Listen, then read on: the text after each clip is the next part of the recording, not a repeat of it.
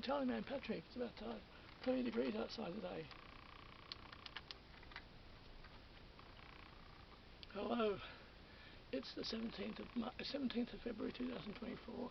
It's about 30 degrees outside, and it's about 70% humidity. I just walked from Kingsgrove. Michelle has her woodwork club today down at Janelli at Como. Hello, most of the time, about 70% of the time I'll go with her most of the way, and then she'll drop me off at a station. And today she dropped me off. She says, "Where would you like to, she said, where would you like me to drop you off?" I'm always welcome to go down there. Sometimes I do. And she dropped me off at Kingsgrove Rd. And so I just walked from Kingsgrove. To back home to Dulwich Hill. Good walk. Good walk. Haven't had any fluid yet. Had the idea to film. And observations. I observed a lot. Once again, I observed a lot. Here's the thing. Do you wait for the walk sign? Let me just make sure I'm recording. Do you wait for the walk sign, or do you just go across the road? Now, I've noticed this a lot with the women. Women are notorious for waiting for the walk sign. So when I get a set of lights, I'll read the lights. I'll look at the lights, and I know when they're going to change, especially in this area. And so I'm at the lights. Actually, I was at Canterbury Hospital, the corner there, with the lights. There was a woman on the other side of the road. I know she would have been about 30. She's on a phone like this. She's partially looking at me, on a phone like this, looking at me because I'm so handsome. pretty me. Anyway, she's on a phone like this. The lights went red. I check quickly. I go straight across. She's watching me walk across the road. The lights then, the lights change. She just still doesn't move, and then she starts walking. Now most of the time what I see is this. There's people who are at the set of lights who are waiting to cross, who are waiting for the walk sign like this. And the walk sign comes on and and then they walk. Now, is this a woman thing, or what is it? There's, in fact, the percentages, I'm not too sure what the percentages are, because there's quite a few men who also wait for the walk sign. There's quite a few people who wait for the walk sign. If I can get across that road in safety, I will. Sometimes a car will come through, and the universe says, no, Pat, not yet, you can't go yet. But generally, I notice that the percentages are not even on this at all. A great many people do wait for the walk sign. Mostly women wait for the walk sign. I've had this discussion with Michelle, because Michelle has conveyed to me, well, women are thinking about everything all at once, including death, and we don't want the latter to happen. Whereas I get so frustrated, enormously frustrated waiting for the walk sign. I can't stand it, and I'll just go with it. But also, at least half the people are like this. And the walk sign comes on and like, and then they go. Now, in the city area, in the CBD, as so far as people being aware, there are more people in the CBD who are aware. Around Dulwich Hill and Barrackville, I'd say there's about 3% of people who are aware. I mean, I do observe folks. I observe them because I wonder what they're about. I wonder about their motivations. I'm a keen observer, and I can tell by the look on their faces that, like, oh, you're going to get reincarnated. I can just, just by looking at them, I can actually tell generally what they might think about life, and what traditions or what doctrines or what hard wiring they've had. Yeah, and when I see an aware person, when I see a switched on person, I can also quite aware of that as well. Campsie is a big Asian community. I'll tell you what, most of them wouldn't know what fucking day it was. And most of them are, about I think 98% of them are switched off. Moving into the Enmore and Newtown area, people are a bit somewhat more switched on, and into the city area, but down into the CBD, there's a lot of people. There's still people that are switched off. Everyone is on their own journey, their own different wavelength, their own frequency. It's almost like you've got many different universes. Actually, it is. It's like there's many worlds going on at once, because each person is an individual. We're all individuals. Actually, we are.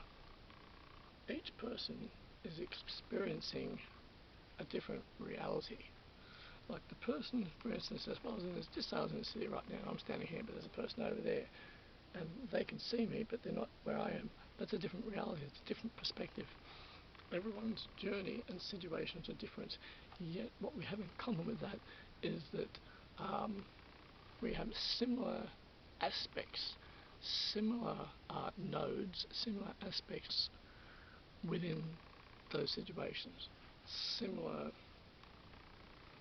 issues, similar forms of communication, similar things that happen that everybody else, they can relate to each other. You can relate to each other, yet everybody's journey is different. There are all different journeys. You've got different things going on with different people. Some are very aware of it. For years and years, I wouldn't want to go back to the mindset that I had in my 20s, nor would I want to go back to the mindset I had in my 30s. Well, I was in that. I was greatly mentally imbalanced in my 20s, and also that continued on into my 30s. I was going to say something then. I had a great mental imbalance. I wouldn't want to, in fact, which was greatly displayed in the first year that I was making videos for YouTube. Those videos, they display and portray mental. I look back at it, which is why I'm doing all the new versions. That's why I'm doing all the new versions now. Because I look back on them and I'm like, oh, I see mental imbalance. That's what I see, and I feel them. I look back at them now. I feel them not YouTube worthy. In fact, a bit embarrassing. I'm like, oh, great mental imbalance. I know that I was just trying to get my confidence together in front of the camera, but I see just the mental imbalance, which I have, I've mostly overcome. When I first started out on YouTube, I was trying to get my confidence. I was trying to get my confidence in front of the camera, because I didn't have any confidence in front of the camera. I would not admit that when I first started out. I wouldn't admit that. And I had a certain amount of pride. I was like, no, because I've done 5 years of extra work between 2000 and 2008. 5 years of extra work between 2004 and 2009. Did 5 years of extra work. Anyway, but. I did actually forget the previous point I was trying to make. I had a great. I wouldn't. My 20s were just controlled by a maddening OCD. My 30s, it got easier. As I have. That's what I was going to say. In my 30s, I actually said, with my group of friends at the time, I said, I will never ever listen to anything but Motley Crue, ever. And then in 2014, I decided to disconnect from them completely for a while, because I wanted to move on to explore other bands.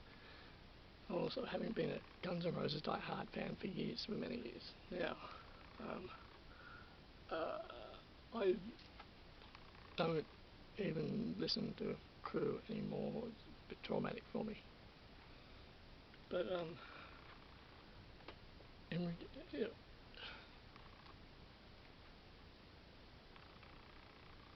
people learn certain things from birth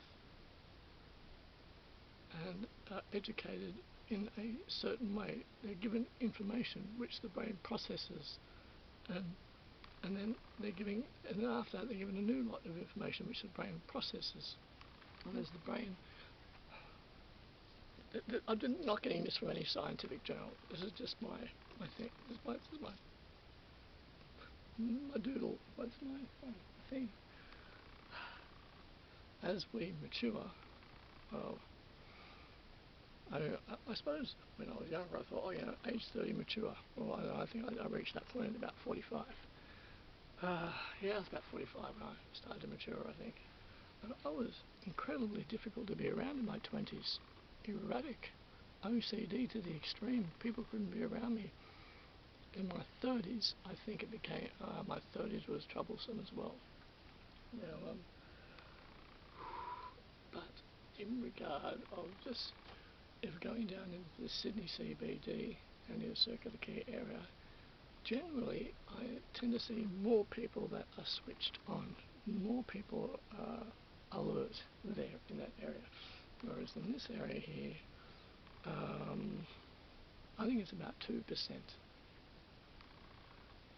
It took me about 30 minutes to walk from Kingsgrove along New Canterbury Road back to here.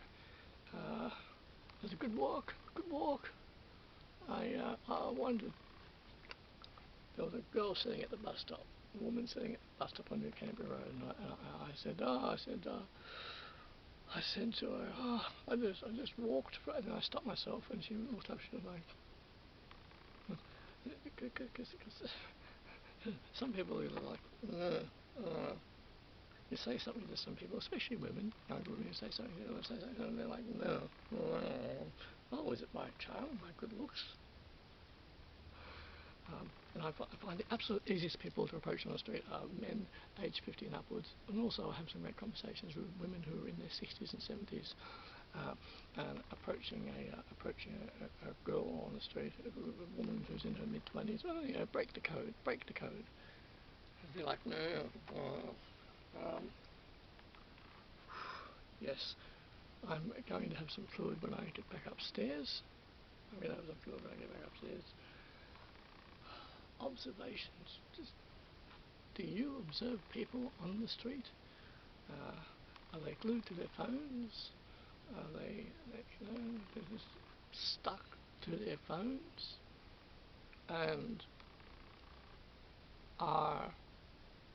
do you wait for the walk sign, for the green man? Do you wait for or if it's all clear, do you just go? Because I get so frustrated waiting for that green walk sign. If it's clear, I go. And you almost guarantee that most of the time there's somebody who's waiting for us like this.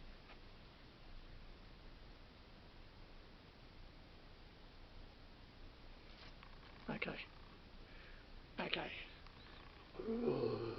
Is that dimming? I was going to do a Mad Max thing. Mad Max 2. I was going to do that. Should I go at it now? Thanks for watching.